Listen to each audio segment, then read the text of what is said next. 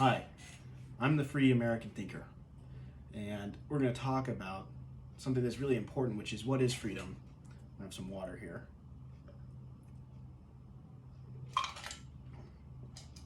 And what is free will? I'm going to tell you what that is. But for us to go into that, we're going to have to go into a conversation about what consciousness is and what God is. You have to understand that what you're trying to discuss here is an infinite thing. And sometimes our small monkey brains, which are very finite, my brain's this big, it only fits in a space this big.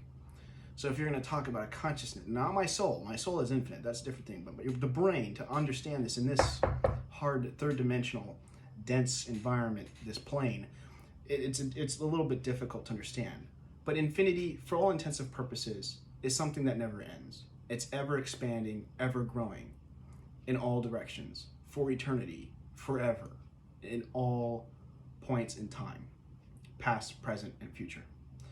A good way to know what you are, what free will is the byproduct, freedom is the byproduct of free will. Free will is given to you by God, as God made you in His image. You are a part of God. God is a part of you, but you are your own conscious angelic being. Your soul is.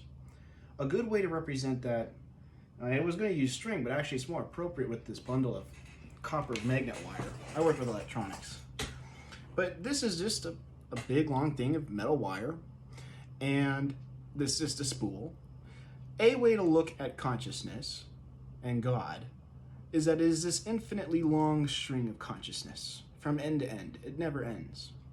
What you are on this string of consciousness is a node, a knot, tied and created for you by God, of God, in His image, but not God yourself. This knot is you. It is a mathematical law and principle that it is a mathematical certainty that once this knot is created, your consciousness, your node, your soul spawn from the source of God at the very beginning of time, although time is infinite, so you have to try to wrap your head around that. This knot is you. It's a beautiful thing to think about. This node in all of infinity is you. Because you are still the wire, the electricity is still going through the wire, you as the knot are infinite. You are infinite in consciousness. You are of God. You are by God.